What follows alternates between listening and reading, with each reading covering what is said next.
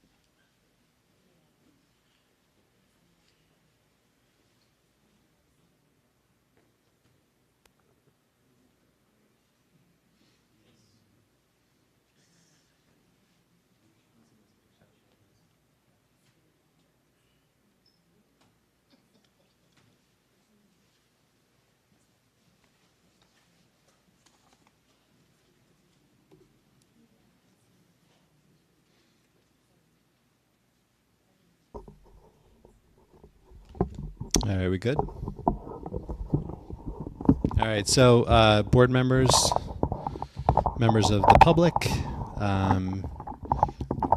this is the 26-27 tentative budget presentation, and I'm going to just introduce a couple of slides in the beginning, and then I will turn it over to Mr. Pepe to talk about the financials behind this.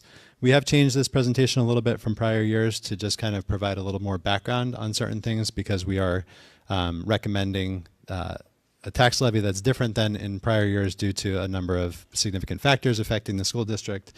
So without further ado, I'll get started. There are 5 basic objectives to this presentation. We are going to describe the budget process and the timeline, talk about the district goals, which really center our work, identify projected revenues and expense drivers. We will show the balanced budget slide, as we always do. Mr. Pepe will discuss that, and then we'll talk about the tax impact of the presented budget. So budget process and timeline, this is the same slide we've shown for a number of years. Basically, we have our 4 objectives on the left, which is really about understanding where we are in our current state and then recognizing how we move forward appropriately to ensure that future year budgets are well supported and well understood in terms of the decisions we make now always affect the decisions that will have to be made in the future. We talk about 3 budget priority levels. Level 1 budget priorities are those that are required by law, such as related services for students with special needs or meeting requirements of code. Level 2 budget priorities are board policy related requirements. This would be, one example of this would be our graduation credits at Dunellen High School, which exceed the state requirements. And then level 3 is really about community needs and interests. So we go through the budget requests, we go through our work and the items that we need to support. Hi. And we prioritize those. We also look at that when our administrators are looking at potential adds to the budget. We try to prioritize those similarly. And so this is the basic process. The timeline here is the same as it was presented last week. With the late disbursement of the state aid information on March 12th, we did make the decision to call this special meeting. And the tentative budget presentation will be is presented obviously right now rather than having been presented last Tuesday. On May 5th, the board meeting is scheduled to have the public hearing and the adoption of the budget. So we like to sort of provide some information about student enrollment, and obviously since I arrived in the district, we saw a significant uptick in enrollment. We're actually at our highest point now that we've been, I think, ever in the district, and we've been there for the last couple of years as well. So in 23-24, we had 1,336 students. And then you can see K-12, we've dropped a little bit. We seem to have plateaued that year. But as you can see on the right, the preschool enrollment has increased significantly. In 23-24, which was the first year of our PEA expansion, we took on 6 new students through PEA. And then in 24-25 was the first year where it was the full year of PEA expansion. And so we were able to add additional classrooms, and then we had a significant increase this year. And we imagine that will be pretty flat for next year, although we are trying to, improve our numbers in that sense. So this gives you a sense of, who we're trying to support and where, when we think about budget priorities, we have to keep our mind on, who the district is serving and what those specific needs are. So we have our 4 district goals here: academic success and data use, student wellness and school climate, operational efficiency, and community engagement. These are the 4 goals that we had last year. They build on the goals that we've had for the last 2 years prior to that as well. And our goals are listed on the right. When we think about those 4 goals, and we talk about those a lot within the district, we are looking at how do we support these goals from a fiscal responsibility perspective. So we're looking at maintaining all existing programs, supports, software, and services, and this budget does that. We're looking at building programs aligned to college and career readiness and the student learning standards. In Domain 2, Goal 2, right, which is our wellness and sort of SEL school climate goal, we are, as board members that we have added significant counseling support and SEL support for students in terms of positions and programs. So we are, right now with this budget, we are looking at maintaining all of that support. And then, of course, building new opportunities where we can in a way that's fiscally responsible. Operationally, we've had a really significant transformation of the district facilities over the last couple of years. We're in excellent shape right now. And the goal is to really keep that structure so that we don't kind of lose our eye on that. A lot of the work that had to be done in 22-23 and 23-24 was about reinstilling that sense of regular ongoing maintenance. And obviously we did a lot of structural changes in terms of personnel and the way that we were funding things. But we want to make sure that our long-term capital plans are well supported.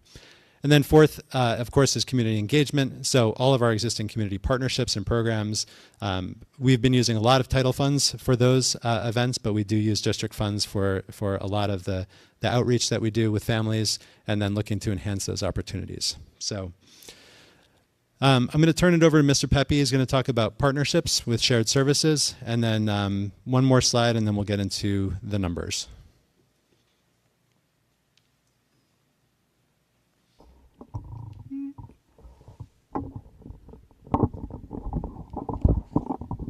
Sorry for the delay. For those at home, it's because I'm too short. Okay, now that the microphone is down where I can reach it. Partnerships, so as Mr. Ross said, one of the things that we try to do to help efficiencies is make sure that where possible, we're combining forces with whoever we can. And so the places where we do this is with the borough. We have a very good positive relationship with the borough. We've been doing many things together. They help us, we help them. in areas such as the Columbia Park facilities. We share costs and services. We work together on that. Some technology, some school security. We have our SRO, in which we have a shared cost for that as well. We do also have some other shared services outside of the borough with transportation through several different districts and cooperatives. Other cooperative pricing systems, which we've increased in the past 3 years. When I got here, there were probably about 4, and now we have like 10. So we've keep adding on as we find new partners to add to help us to get good pricing and work together. So with that said, some of the things that we just wanted to share, things that we do, just this is how we run the district and ways that we are able to be as efficient as possible. Discretionary grants, we've had quite a few of them. You know, the board has approved grant after grant after grant. We currently have about 9 or 10 of them that are open and operating. So that's helped to bring a lot of services and things to the district without having to rely on tax levies and state aid. So that's a great funding source, and we'll continue to look for grants as they come available and use them to help us to move forward without adding cost to the taxpayers or to the state. We get donations. Our PTO specifically has been awesome as long as I've been here. But there's also occasionally other donations. We had the Deloitte donation the past last week. So we're constantly looking for people who are willing to help us out and just provide some things that takes a little bit of pressure off of our budget. We do a lot of in-house maintenance. We have a really awesome facilities crew, from our custodians to our maintenance worker to our grounds worker. A lot of things that we might otherwise have to spend additional money to bring in vendors, we're able to take care of in-house. And that's something you don't necessarily see, but I know that it saves us a significant amount of money. We've engaged in clean energy projects, which is basically money from the state for energy efficiency projects. LED lights is the most common one. We also have some HVAC projects that have helped to increase cost efficiencies, and we pay a very minimal part of it. So those have been helpful. We have, in some cases, transportation is an extremely, extremely costly expenditure, and in some cases we're able to work with parents who are willing and able to drive their children to either an out-of-district placement or even to the school if they have a transportation need. And then we are able to, this is a legal thing through the state, we're able to enter a contract where we pay them some money to cover their cost of mileage, basically. So it's far cheaper than the cost of a bus. So that's one place we have about 7 of those currently. Aid in lieu, also for students who attend charter schools and choice schools, we are responsible for transportation, but I've read the laws very carefully to make sure that I understand the rules, and the rules do allow for us to pay aid in lieu instead of actually getting them a bus, and so that's what we do. The aid in lieu rate is about $1,200 a year. A bus is about $50,000. So you do the math. It's a little bit cheaper. So that's a cost saving. And then, as I said before, shared services with the borough. There's a lot of things we're able to accomplish by working together that really prevent us from having to go out and bring in vendors that would be very costly. So those are our cost saving initiatives. So here we go. Let's talk about this year's budget, and we're going to talk about revenue, and this is where there's a couple of new ideas in here that we want to talk about. So this is a new slide that Mr. Ross and I created based on an idea that I realized was helpful for the board and for the public to know that we haven't talked specifically about this one item prior, and that is what's called an adequacy budget. So the state has a calculation that they do which helps them calculate how much we're getting in certain types of state aid. They have calculations for every different type of aid. There's transportation aid, there's special education aid, there's security aid, and then there's equalization aid. So what I'm talking about right now is really the equalization aid. And this is how it works. The state has a formula that they use based on our enrollment and demographics that says, in order to provide a thorough and efficient education to your students, you need to spend this much money, and that's called your adequacy budget. The state then has another formula that they calculate based on the community's resources, meaning home values, meaning average salaries. And they say based on your community situation, your what they call local fair share, the amount that you should be able to contribute towards this is Y.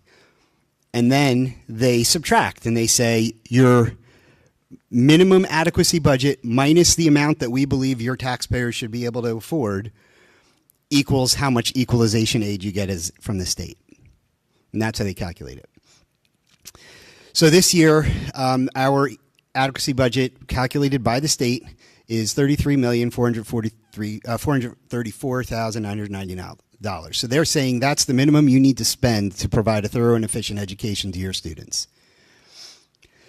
Then they did their calculation for the state equalization aid and came up with $18,905.17, which if you subtract those, that leaves you with saying the state's calculation saying that the correct amount for us to levy in local taxes would be $14,529,273. If we were to levy that tax, that would be the equivalent of an 8.4% local tax levy increase. And so tonight, that is not what we're proposing. We're proposing a lower increase than that. However, we are proposing an increase that is higher than the 2% that we've been accustomed to. And so you have to understand that this is the reality. And so we've really worked very hard to find the right balance between what the state says we should be levying and the amount that we can handle, let's say, right? The things that I really looked and said, okay, if we cut this out, or if we cut this much money out, I think we can still keep things in place. It's going to be tight, but I think we can do it. And that's what we're here to present tonight. This is the I think we can do it budget. For the past few years, it's been the we're in a good place budget. We're not there this year. This year, it's the I think we can do it budget. And in the next slide, we'll talk about why. Oh, no, not the next slide, another slide. So this slide we have shared before with the board at least. And this just talks about the actual law, what everyone thinks of as a 2% cap. And this is really what the law says.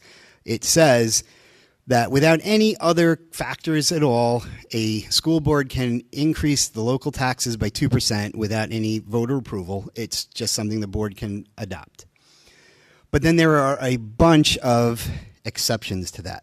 Other things, other factors that can make it so that if a board really needs to, they can increase more than 2%. The first of those is an enrollment adjustment.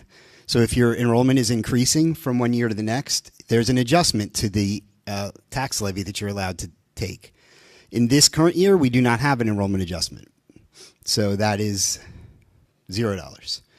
The second thing is a list of other adjustments, and healthcare is the only one that affects Dunellen. So there's other things like tuition, and I always forget what they are because they don't affect us, but things we're not eligible for. The only one that we're eligible for is healthcare. And this year, and this is really the big story for this year, we've talked about this, our healthcare costs are increasing by 39%. 39%. That is astronomical.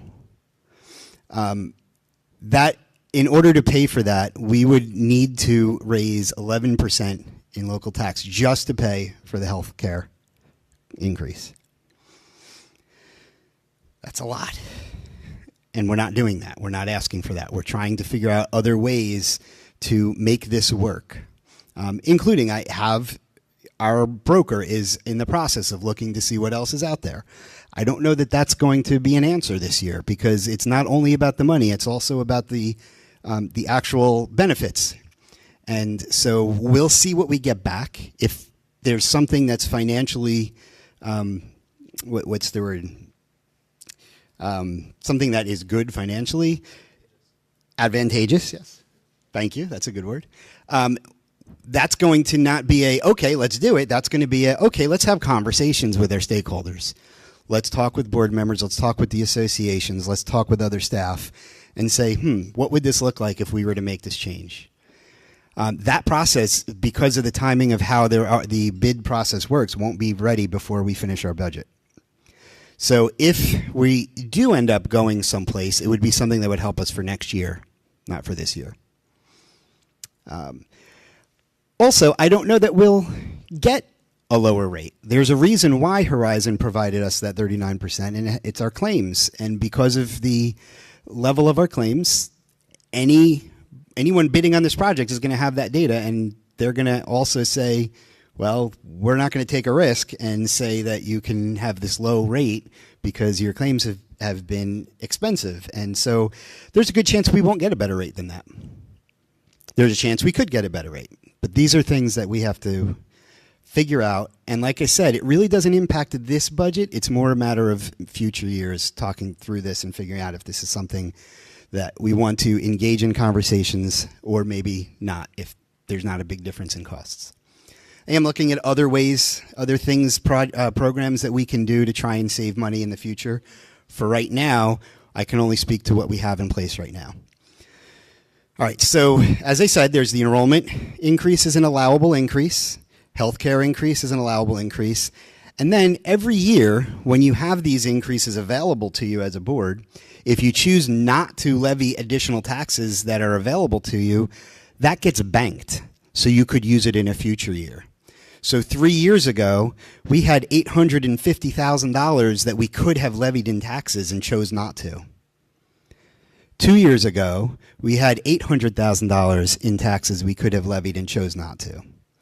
Last year, we had almost $500,000 in taxes that we could have levied and chose not to.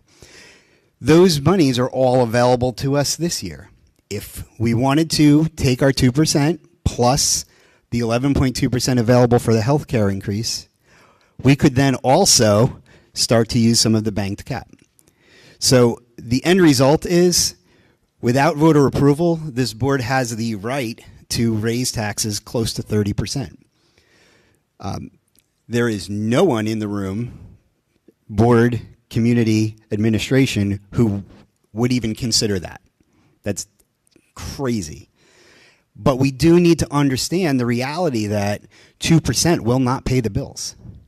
A 2% local tax levy this year would mean we have to cut something. So, with that said, here's what we are proposing. After a lot of looking again, finding places to trim, finding things that we could consolidate, finding things that we could cut without actually impacting students or staff, we came with the I think this will work budget.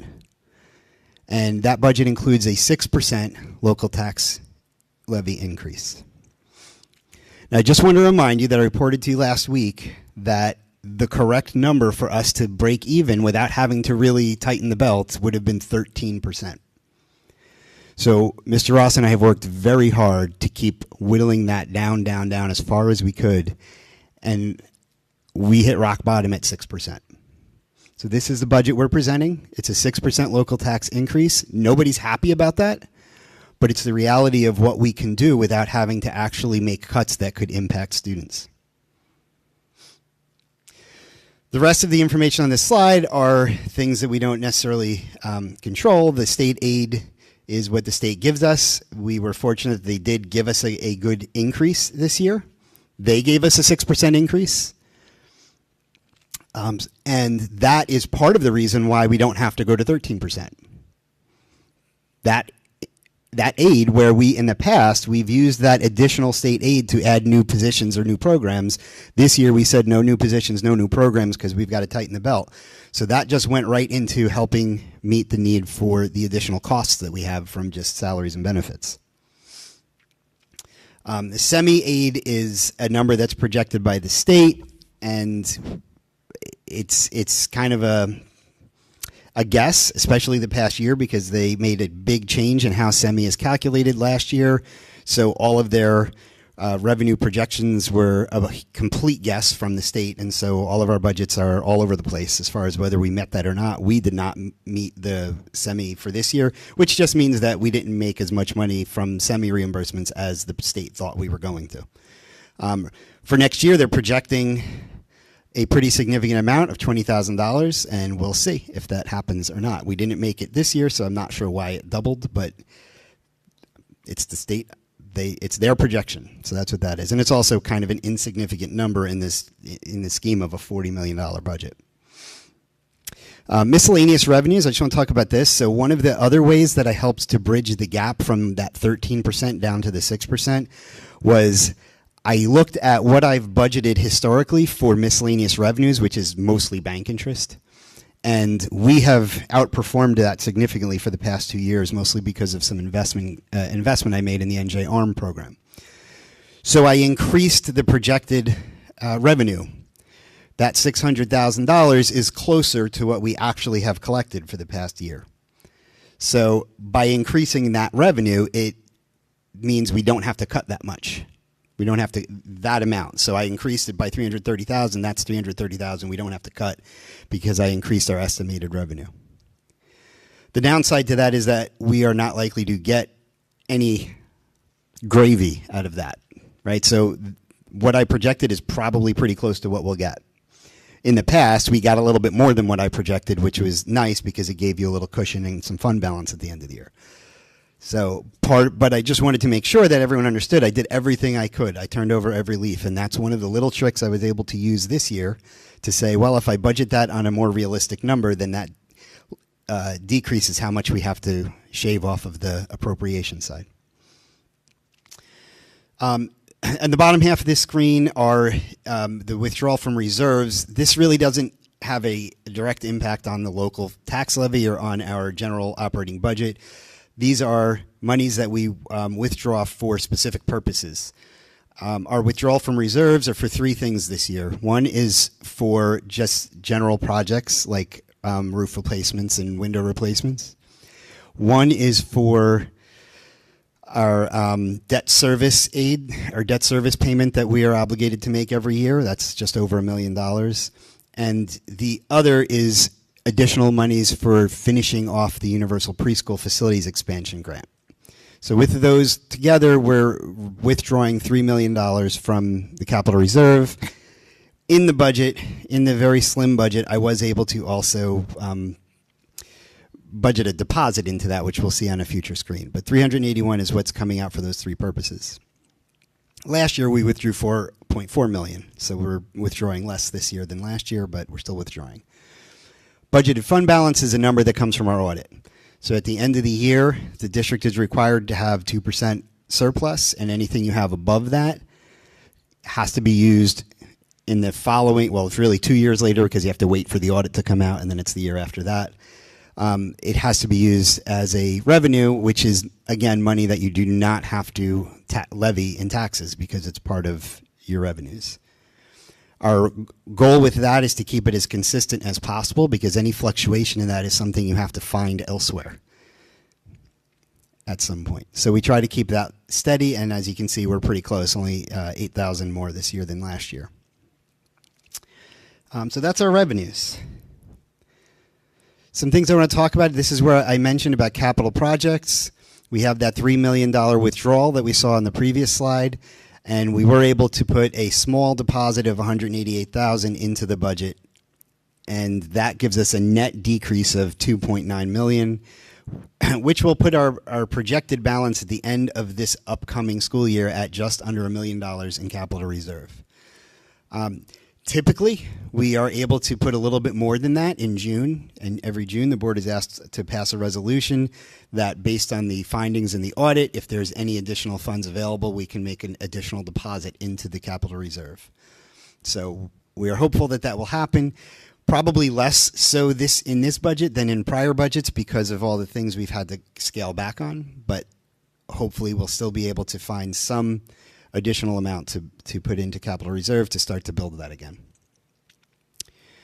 These are the capital projects that I was talking about. So we have window replacements, ADA upgrades, and some other miscellaneous projects that are all within the operating budget. The money that we're withdrawing from capital reserve for our operating budget is specifically for renovations to the FES art room and the LMS toilet room. These are long overdue renovations and things that are too costly to just put in the regular operating budget. So we said, let's take money from the capital reserve to do those projects.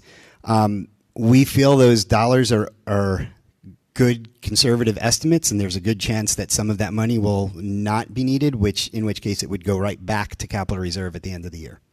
So that's one place we get additional deposit into capital reserve.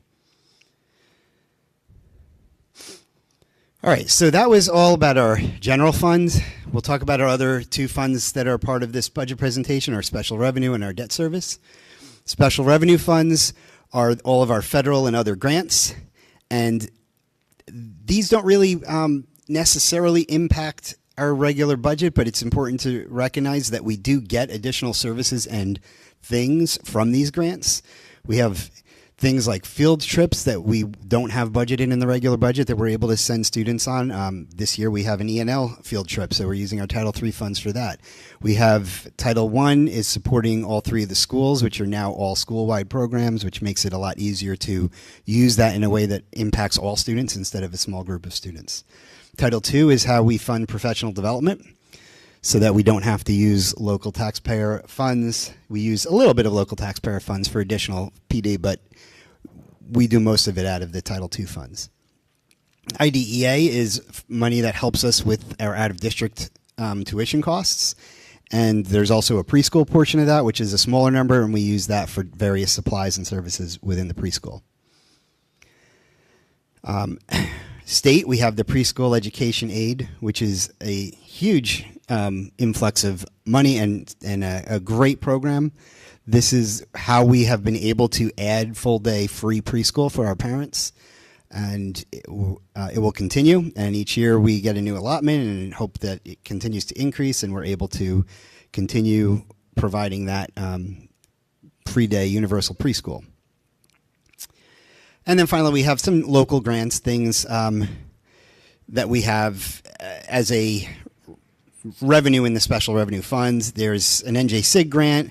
I like to show that because it's something we get every year. Unfortunately, we don't get the number until after we've already approved the budget, so that's why it's all TBD. But this current year, we have $5,600, which is nice. So we use that for certain security purchases that we now don't have to use taxpayer money for. General fund contribution to PEA. This is a requirement of PEA. So there's this influx of almost $2.7 million. But in those preschool classrooms, we do reserve spaces for special education students who are able to be placed in a general ed setting. And so what the PEA requires is that we would have been paying for those students out of the general fund if they weren't in this program. So we transfer money from the general fund into PEA to pay for the services for those students, the students who have IEPs that are in a regular preschool. That's different than the students who have full-day self-contained preschool. Those students we still fund locally. And then finally, student activities, which is an in and out. It's a number I make up because that number all depends on how much fundraising happens and doesn't, and what kind of donations we get. So, but we have to show it. It's about 3 or 4 years ago, maybe 5 years ago, they passed a law that said it had to be part of our Fund 20. It used to be outside of this, and you would have never heard about it. Now it has to be in Fund 20. So I just put a number that's pretty close to the amount we spend in a year on student activities. And so that's our special revenue. Debt service, these are our obligations. And so this is where the money comes to pay for it. And when we go into appropriations, you'll see what we have to pay out. So our debt service, we get aid from the state. And in this year, it's just over $900,000. We get the local tax levy from the 2012 bonds, and that's about $740,000. And so when you take our full obligation for payments of $2.6 million, you subtract the money we get in that 2012 levy and the money we get from the state, that leaves us with $1,025,518 that has to come out of our capital reserve. That's the money for the 2020 bonds that we made the agreement that we were not going to levy additional taxes. So that has to come out of our capital reserve. And this is just a summary of everything we talked about. These are the same numbers on the other slides, just put in summary form. Okay, appropriations. General fund, I like to break these out by categories to give you kind of a sense of where the money is being spent. And what you see here kind of tells you the story of how I use the district goals to really drive the decisions we made when working on this budget and whittling and whittling and whittling. So you're going to see that we really did not cut anything from the general education. We've actually increased spending on general education. We've increased spending on special education. And so those are the two categories that are directly to students. And that was a priority. These are the things that impact the value of the education directly. Everything on here impacts the value of the education, but those have a very direct impact. The rest of these are the indirect. And so where we were able to cut, we did. And so you can see that we have a decrease in spending on facilities. Now, that doesn't mean that we're giving up on keeping those facilities, as Mr. Ross said. It just means that I took a lot of time to really find the things that we definitely need to do and things that we can hold off on. And that's how we were able to find some efficiencies there. Benefits, as you know, we've talked about the increase, and just to clarify why it's 26.6% and not 39%, I talk a lot about employee benefits. I talk about health benefits, and health benefits is what went up 39%. But within the category of employee benefits, there are a bunch of other benefits, things like FICA payments and pension payments and workers' comp insurance and what else is there? Dental is not part of that 39%. Dental was not a 39% increase, only the medical. So there are a lot of other benefits, and when you put them all together, the total for that category was about 27% increase. Administrative costs, we added nothing to that we needed, and in fact, we're able to find some efficiencies, so that's actually decreased. And the other category is like all of the other things that don't really fit into those categories, and as you can see, that decreased a little bit too. So actually more than a little bit, pretty good amount. So again, I think this slide shows the story of our focus and what our dedication was to the things that directly impact the students and making sure they're not decreasing. This is special revenue. This is the exact same slide as the other one. I literally copy it and paste it. It's the same thing because whatever you get in revenues is how much you can spend. So there's no questions here. And these are all guesses, like the title funds are all assumed to be a 25% decrease, but in reality, we're told every year to budget that, and then every year we get more than that. But they always tell us that just because if it ends up being a bad year, it won't hurt us too bad because we didn't budget too much. So most likely we will get more than what's projected there. IDEA, they only tell us to cut 15%, not 25%. But the same thing, we usually get either an increase or flat there. It's rarely a decrease. So it could happen, but these are all just guesses. The PEA, General Fund contribution to PEA, that is a real number. That's from our PEA budget, which we just completed this week. And so that is the amount that we have to budget for special education students in the general education preschool. And then, as I said, for student activities, that's just a made-up number, the same number on the revenues as on the appropriations. And debt service, so this tells you where the money's going. The other slide showed you where it's coming from, and this shows you where it's going. Our payments for debt service, we have 2 different payments for principal and 4 payments for interest because each bond has 2 payments a year. One payment has a principal portion and an interest, and then the second one is just an interest payment. And so our total principal that we have to pay back this upcoming year is $2.245 million, and the interest on those bonds that we'll be paying is $429,000 for a total of $2,674,000 in debt that we have to pay. And that's the same number from the revenue slide, so the revenues add up to what we have to pay out.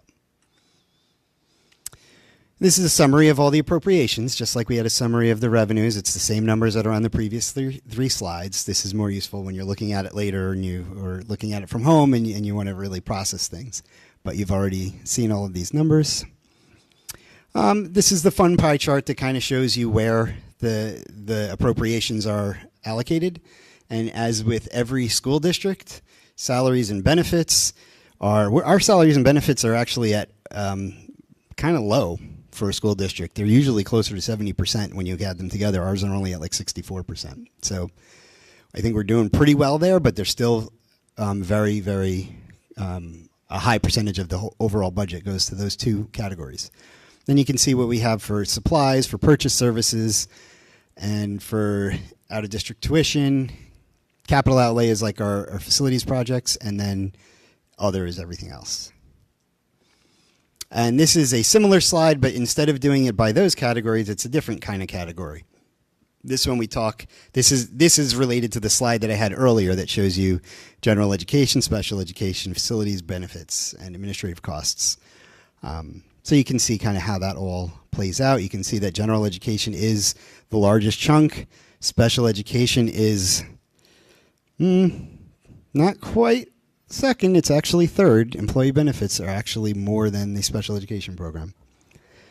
But they're very close together. But that's an interesting observation. And then facilities is pretty good amount too, and that's a positive thing. That's why we're able to keep the buildings operating well, making sure things are in good shape, and continue to make improvements. So that's the story. When we put it together, we get my favorite slide. I say this every year. This is my favorite slide because it tells you everything and nothing at the same time.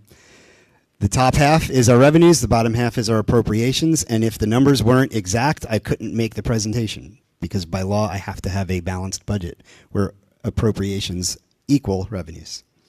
So to make this happen, all of the things I talked about earlier are in place. All right, so tax impact. Now this slide is based on the proposal that we have out there. This is including a 6% local tax levy increase.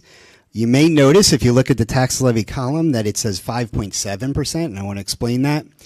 That's because that $14,950,000 number includes both the general fund tax levy and that $742,000 debt service levy. So for this slide, I have to report all of the levy. And so the 6% is only on the general levy. The local levy, the debt service levy actually didn't increase, or increased by like dollars. So that's why the total levy increase is actually at 5.7. But I don't want that to be misleading. What we're proposing is a 6% increase on the general tax levy. Right.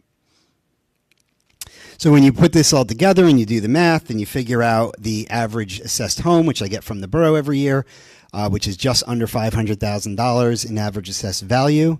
The average home would have a tax of $7,037, which would be just under a $400 increase over last year's average home.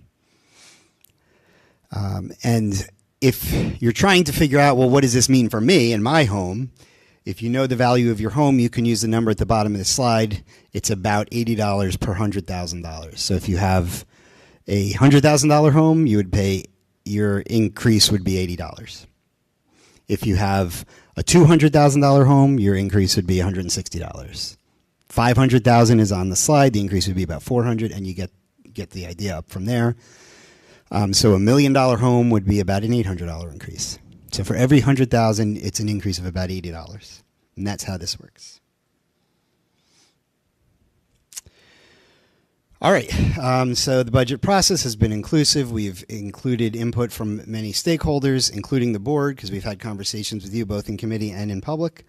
The tentative budget is, again, our goal is to maintain, to keep everything that we have in place that we've built over the past few years, to really push the district forward and provide as good of an education as we possibly can. We're trying to maintain all of that. And so the next steps are once we finish tonight and we have a approved tentative budget, we will then submit that to the county office. The county will review it, approve it, and then we will come to the board on May 5th for the final adoption of the budget. And it is time for questions.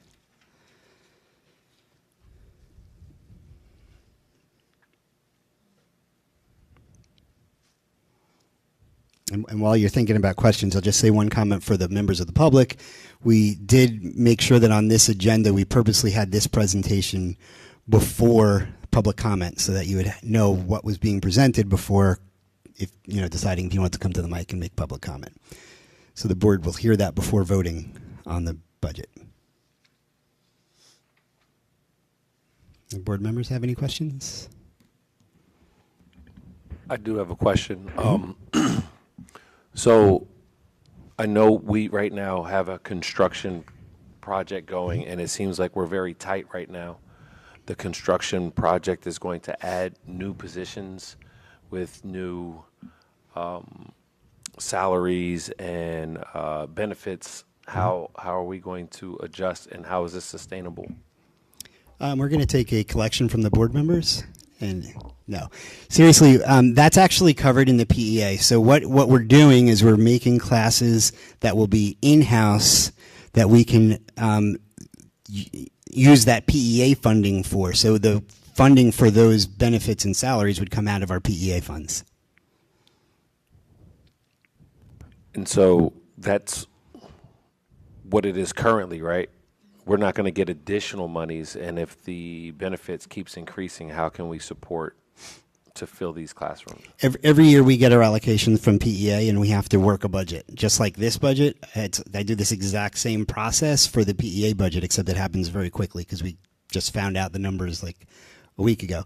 So we have to look at all the things we have budgeted for in salaries, purchases of equipment and supplies, field trips, any kind of professional development, and we have to put a budget together that stays within the allocated funds from PEA. So if when we bring those classes in, if the costs are higher than what our costs were in the current year, we have to look at the other parts of the budget and see what things we can either cut back on or consolidate. And there are areas that we can do that within the PEA budget.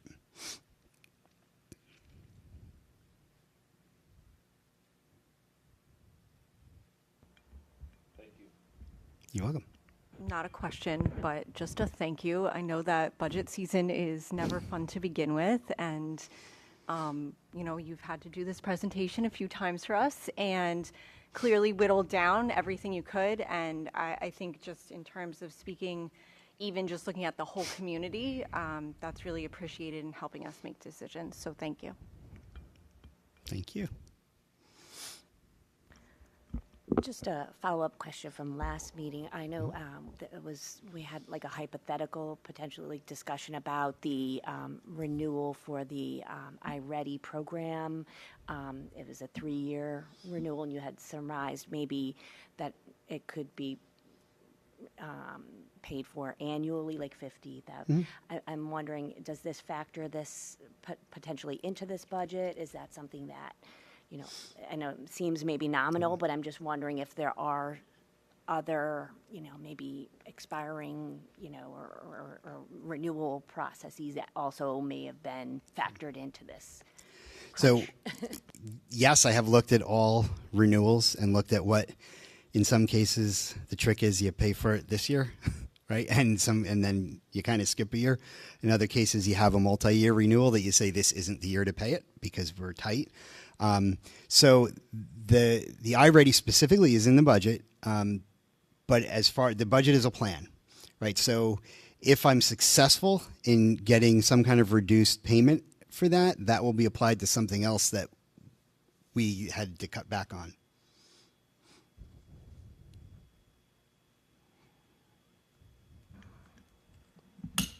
Uh-oh. That was Lupe. So I have a question about bank cap. I'm a Yes. little confused about it. Okay. Bank capital reserves is money that we haven't used in past years. So it's not banked capital reserve, it's banked cap. Capital reserve is a separate Okay, topic, right? okay, bank You're talking cap. about banked cap, right? Yeah. That's that. Yeah. So let me get to that slide just so that everyone can follow along. It's this one. So, right. So let's go back to the 23-24 budget. Okay. In that budget, we had available to us through enrollment adjustment and healthcare adjustment $848,000 that we could have levied without voter approval. Where's that money from? It's not. It's just a number of what you could have chosen to levy. It's not like money that sits somewhere. When we say the bank, it's not money in a bank. It's the potential to tax. So it's saying we could have raised another in that year. Maybe that was 5% of the budget. We could have raised an additional 5% to get to that $850,000. We chose not to. So what the state allows us to do is take that dollar amount that's the equivalent of the whatever we were allowed to take that we didn't, and just say you can take that much in a future budget without going for voter approval. So it's money that we could have raised taxes for in the past and didn't, Correct. and now we can say, but we're going back and we're going to tax you? We could, yes, we're not, but we could.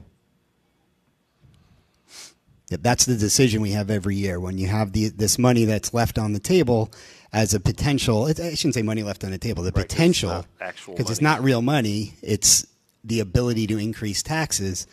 But we have been, as a district, very, fiscally responsible and said we're not going to levy additional taxes if we don't need to.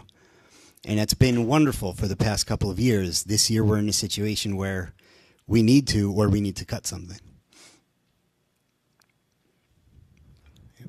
But just to state that allowable bank cap, you still have to first meet your allowable adjustments. You have to increase that first before you can even add the allowable. Yeah, let me just explain that for the public and anyone who isn't familiar with the concept. So the way that this works, the mechanism for actually using that to raise taxes is you have to first go to 2%. So you can't say we're going to raise taxes 1%, but then we're going to dip into the banked cap. You have to first go to 2%.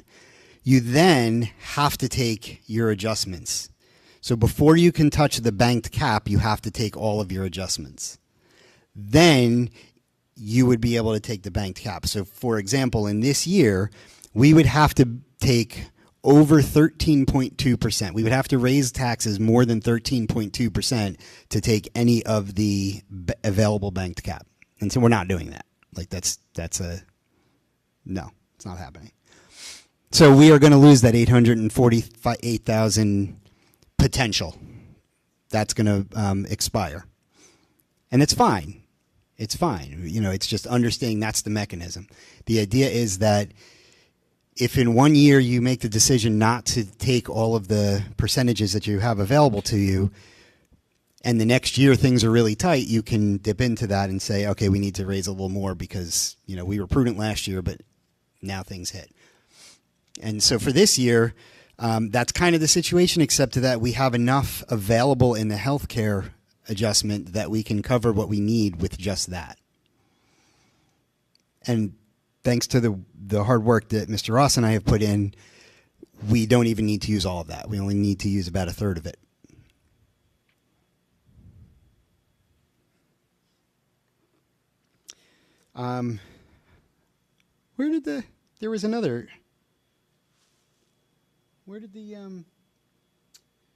The adequacy budget. We did talk about that. Oh no, yeah, but there was but there was one thing that's missing from here.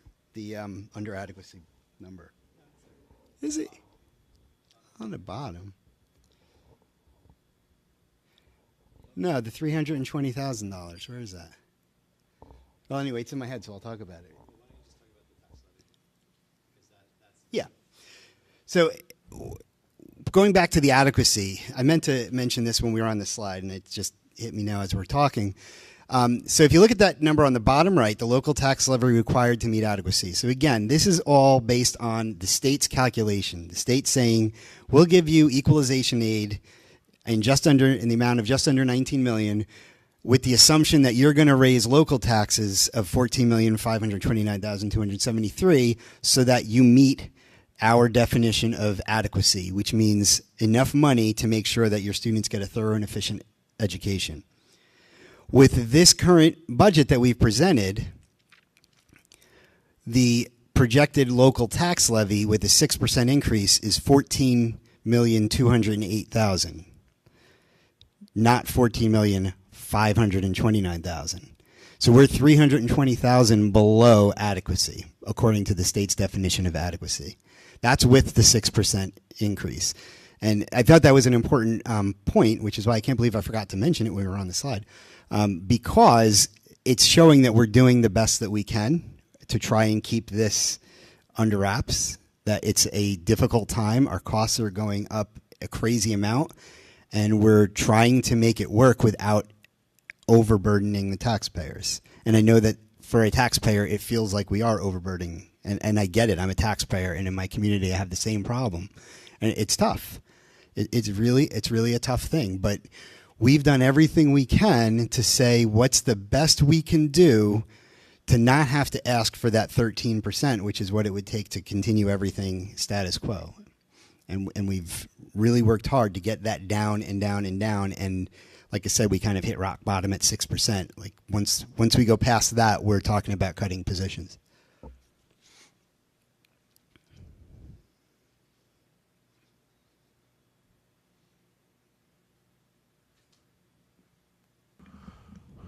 Hard question. If we were talking about cutting positions, where will we start?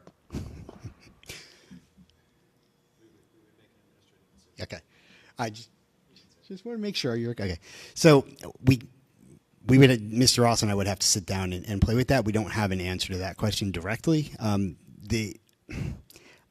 There would be something that would have to be cut. There are options. There are different ways to do it. We'd have to figure out what would give the right number based on what number the board approved, percentage-wise. Generally speaking, the board is not authorized to address individual budget line items, but rather just the tax levy, right? So I guess the answer to your question is that's kind of our problem to figure out. Like we would have to figure something out, and we will. But I can't tell you right now what position would get cut first. Not well, like people and like what type, like build departments, yes. Like in general, what will we be looking at? Well, we'd be looking at everything and finding out what makes the most sense. So what could we get to the number we need to get to with the least impact on students? And I can't tell you what that is right now.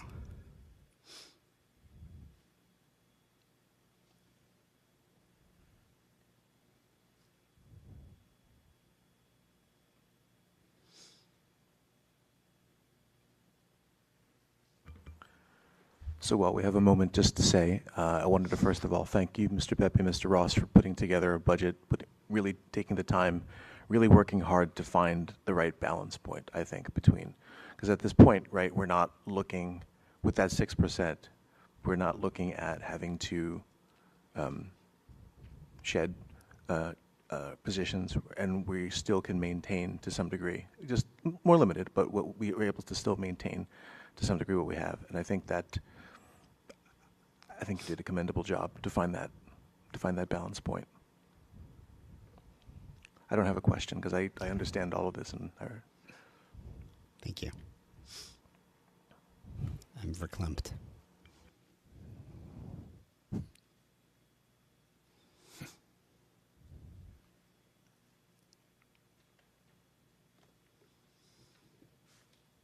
Okay. Last call. Any other questions? I'm not going to run away, so if you do think of a question later, I would be happy to answer. Okay. And so that concludes the presentation.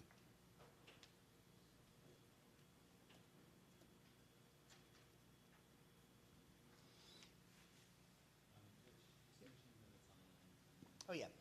Yeah, for the community members or people watching from home, this presentation is, did you check it to go up? Okay. It is on the website if you'd like to take a look at it and scroll through it. You can see all of the slides.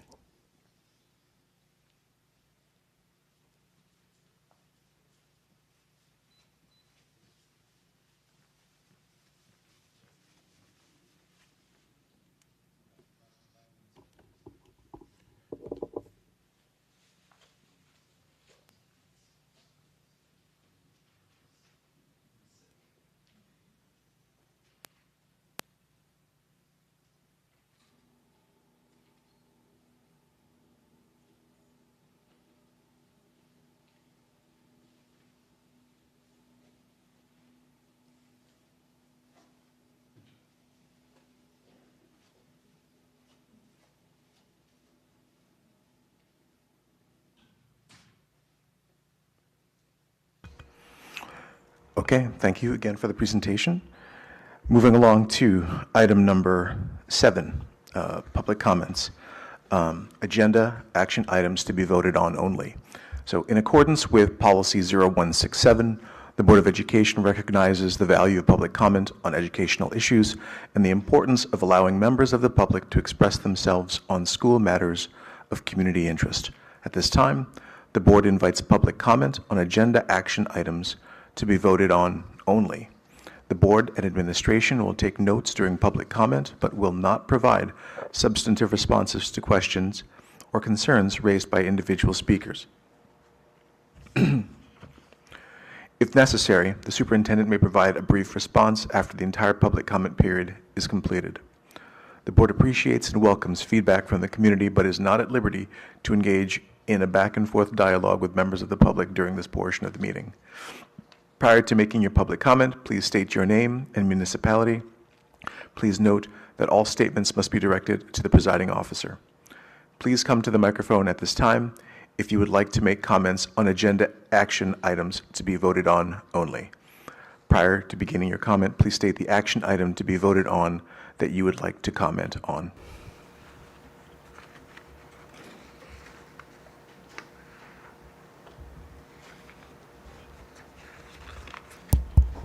Hi, Lisa Howard, Madison Ave, Dunellen, New Jersey. Thank you, Mr. Ross and Mr. Pepe, for such a thorough budget presentation. I know in years past you've been very happy about that one slide where everything balances, but I think you did a great job of making the public understand all of the facts and the nuances that went into developing this budget. As a member of the public and, obviously a taxpayer in Dunellen, I would just want to point out to the board and anyone else in the public or listening at home that school boards across the state are meeting this week in our county and surrounding counties to do their tentative budgets, and we will see other districts doing the same thing. So I think it's important for us to keep an eye out and see what our neighboring districts are doing in terms of the tax levy. Not that it'll necessarily make us feel better in our taxes going up, but it will make us understand that this is a statewide issue. This is not an issue facing Dunellen. So, I just did a quick search. Middlesex is meeting tomorrow night. Warren, I think, met recently. Districts in Union County are meeting this week as well. And I think that unfortunately or fortunately, we'll see that other districts are doing the same thing with the tax levy, and it'll just put in perspective for our municipalities and everyone that lives in our municipalities that this is a result of years of 2% cap and districts trying to be fiscally responsible and now coming to a head with the federal government is making cuts left and right to the monies that schools are getting. And we saw it on the slide. Cost of living in New Jersey is extremely high. And we have, in my opinion, a broken healthcare system in our country that we're seeing we're feeling it deeply in our pockets. So my ask is that everyone who wants to be in the know really look around at our surrounding districts, our surrounding counties, so that we understand that this is not an issue that is unique to Dunellen. Our administration is doing more than the best that they can to make ends meet. So thank you for that. Thanks. Thank you, Mrs. Howard. Any other comments?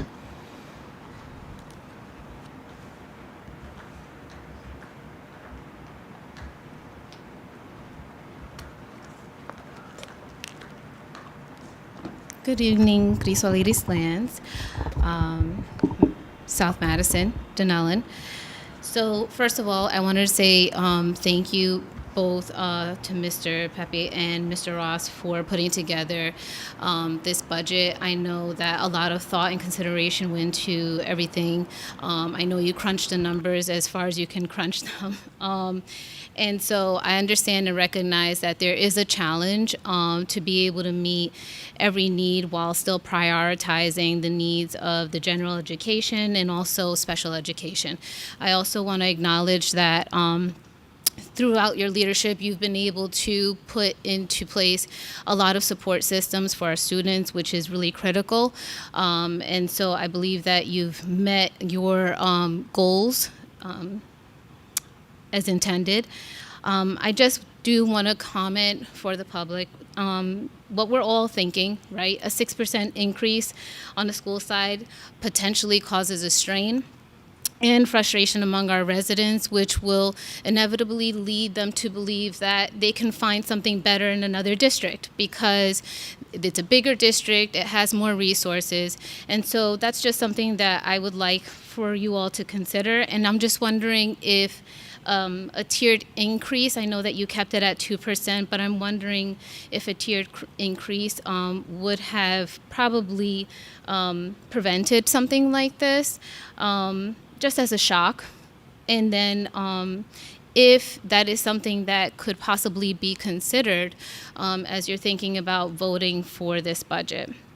I understand, as Lisa said, that this is not a local issue. I understand that this is a statewide issue. I also understand that this is a hard decision that you have to make. You are all residents here, and so I understand that it's also affecting you as well. So just something that I wanted to state for you to consider, but thank you again for all of the work and consideration that you've put into this budget. Thank you. Any other comments?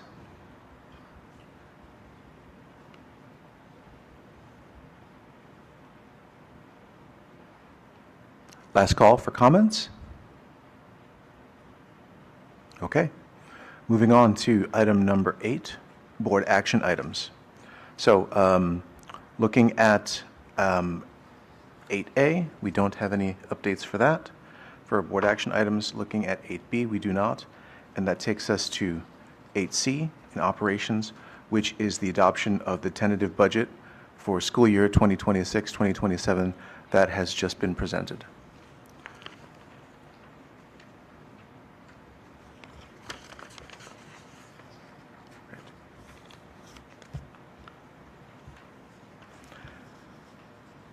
So may I have a motion to approve 8? Move to approve 8. Second. Okay. We're open for questions and comments before we vote.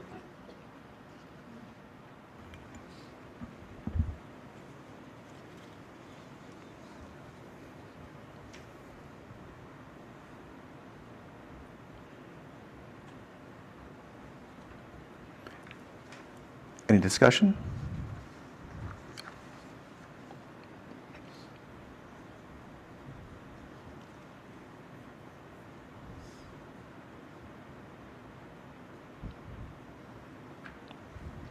Last call. Questions, comments?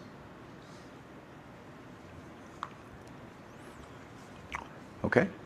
So then we will proceed with the roll call, Mr. Pepe.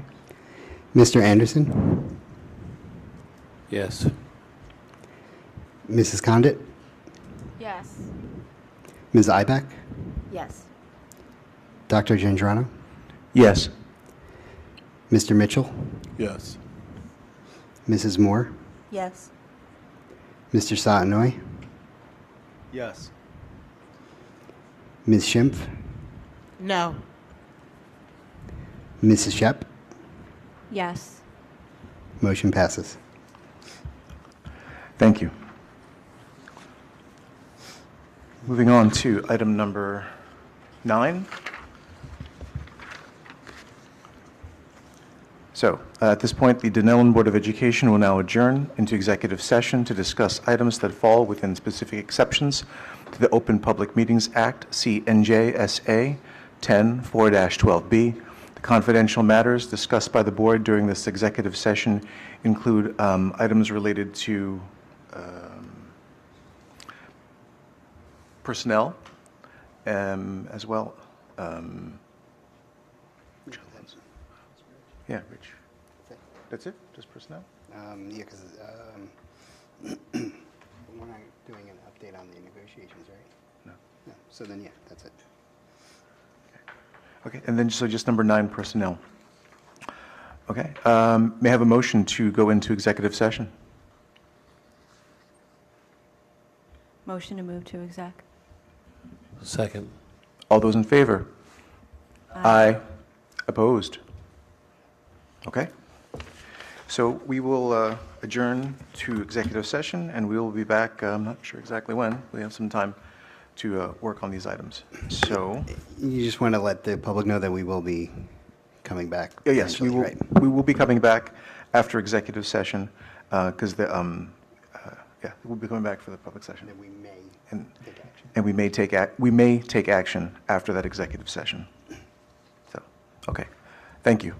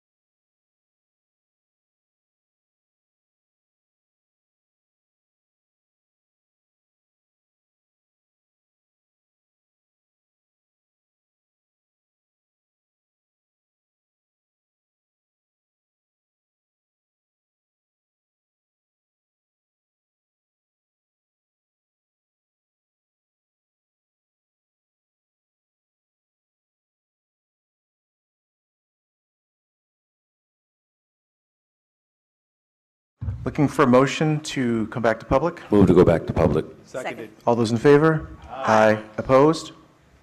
Okay, so moving on to item number, should I make the motion now? What? Should I make that motion now? We'll move on to the item and then say ask for a motion. Okay, so moving on to item number 10, that's not old business, it's new business. Old business, any old business you want to bring up, come back to? Okay, moving on to item number 11, new business. Just ask for a motion to postpone. This one, right? Yeah, 11A. Okay. Okay, looking for, so moving on to 11, new business, and 11A, sorry. Looking for a motion to postpone 11A. Motion to postpone 11A. This will be a postpone definitely to April 14th. Is that what we're looking for? Yes. We have to say when we're going to bring it Yeah. back up, right? Yes. So just for clarity, the motion is to postpone the vote on the award of the contract for superintendent search services until the April 14th board meeting. Right.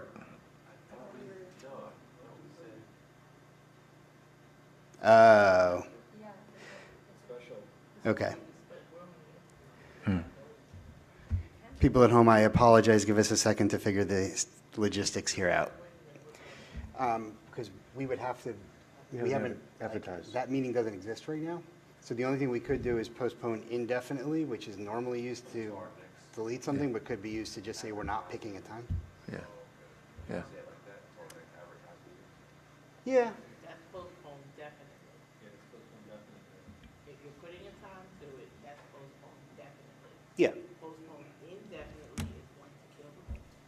Well, it doesn't kill it. It usually is used for that purpose, but it doesn't automatically kill it. You can bring something back up if it's been postponed indefinitely.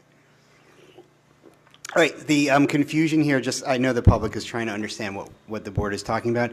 The confusion is that the board has decided that they would like to further interview two of the firms that were here. And so we're we're going to be scheduling another special meeting. Since that meeting hasn't been scheduled and advertised yet, it's awkward to postpone the motion until that meeting. But that is the intent of the board. So I think what we're going to say is the motion is going to be postponed definitely to the next board meeting, which is Mr. Anderson's recommendation. I think we'll be okay with that. So looking for a motion to postpone 11A to the next board meeting. Motion to postpone 11A until the next board meeting. Seconded. Okay. Yeah, that's a Robert's Rules thing. Like, it's two different kinds of postponement, a definite or an indefinite. Indefinite means that there's no date, and that's typically used to kill something. So just to make it clear that we're not intending to kill this, we're going to say definitely, but the date is to be determined upon advertising of the next board meeting. Do you need a take three? Yes. So motion to postpone 11A,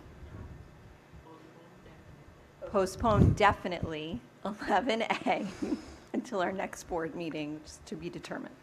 Yes. Seconded. So does this have to be a roll? Yeah. Okay. No, it can be a voice vote. Okay. All those in favor? Aye. Aye. Opposed? Okay. Moving along to 11, right, 11? 11B, discussion on the interim superintendent search. So the purpose of this item on the agenda is we have a draft posting ready to go out. We haven't posted that position yet, so I wanted to just give the board an opportunity to talk about if there's anything on the draft. We had reviewed draft postings. I put them together based on the feedback last time. Are there any last things that you'd like to talk about that should be included in that posting before we actually advertise for an interim superintendent while we wait for the search process to complete?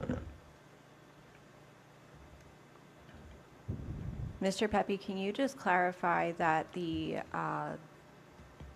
per diem salary range that was listed on that draft posting that we've all received, where did those numbers come from, just for clarity? Came from our attorney. Perfect, thank you.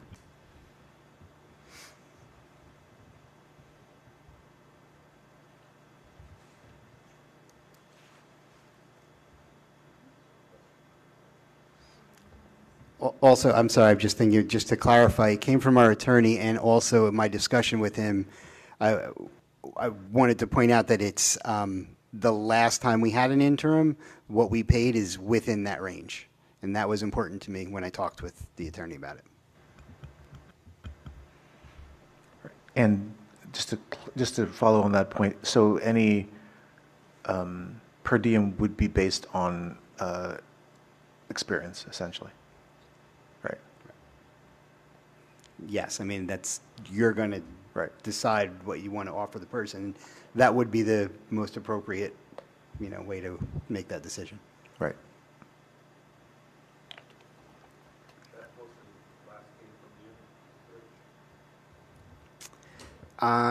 No. Which posting? It came from, right.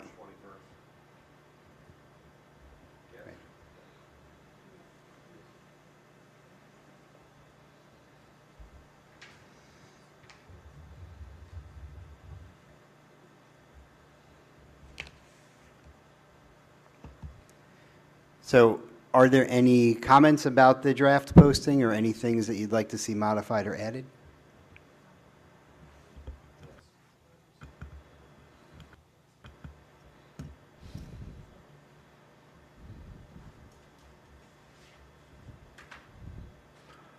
I had no edits. I thought it looked good. Okay, I'll take that as direction to post it. Anyone else? Oh.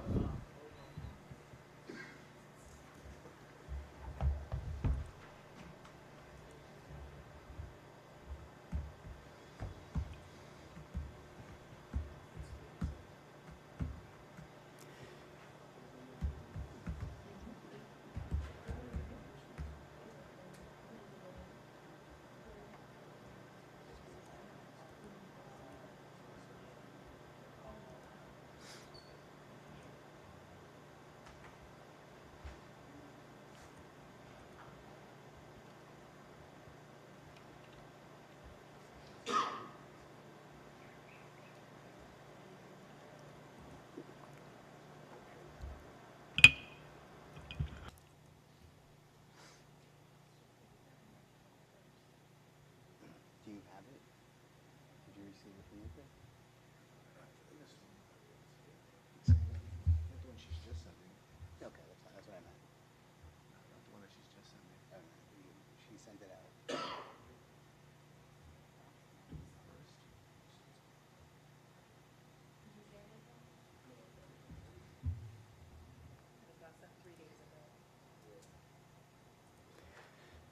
All right, how about we do this so that we can move along and also so the public can know what the board is contemplating at the moment. We have a draft posting for the intern superintendent position. Whoops.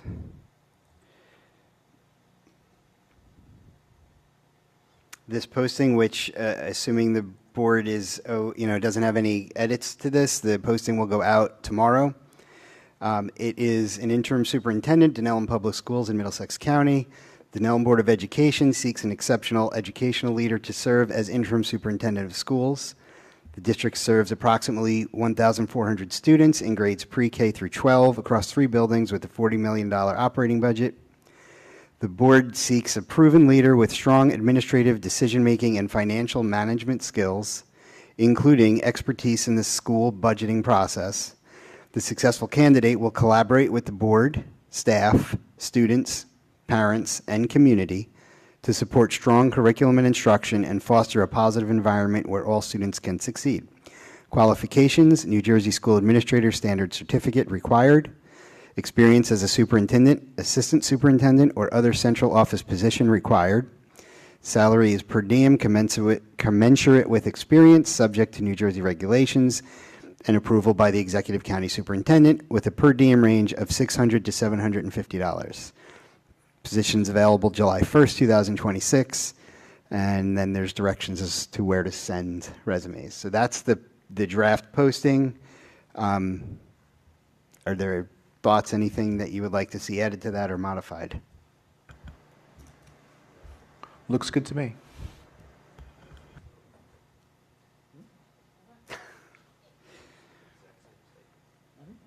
Okay, so just for the public, because I don't know how much we're hearing through the mics, a couple of board members did say that looks good to me, and so no one's saying any objections, so I think we're good. And that means that we can move on. All right. No, we don't need to vote. I just wanted the opportunity for the board to talk about it in case there was anything anyone noticed that you wanted to talk about. That's all. But now I will post it tomorrow. Okay. So now, moving on to item 12, President's remarks. Nothing to add here. Item number 13, public comments on any school-related issue or topic. In accordance with Policy 0167, the Board of Education recognizes the value of public comment on educational issues and the importance of allowing members of the public to express themselves on school matters of community interest. At this time, the board invites public comment on any school-related issue or topic. The board and administration will take notes during public comment, but will not provide substantive responses to the questions or concerns raised by individual speakers. If necessary, superintendent or, if necessary, actually, I'll just skip that part. The board appreciates and welcomes feedback from the community, but is not at liberty to engage in a back-and-forth dialogue with members of the public during this portion of the meeting. Prior to making your public comment, please state your name and municipality. Please note that all statements must be directed to the presiding officer. Please come to the microphone at this time if you'd like to make comments on any school-related issue or topic.